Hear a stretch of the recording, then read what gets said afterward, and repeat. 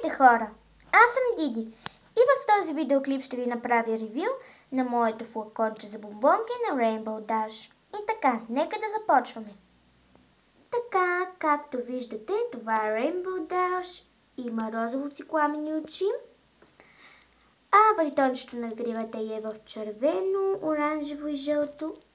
А отзад гривата е в тъмно-синьо.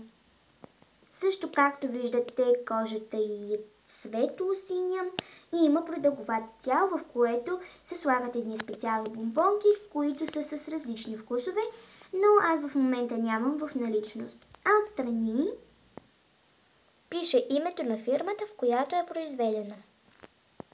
Също съм запазила и малка част от опаковката ѝ с името на фирмата.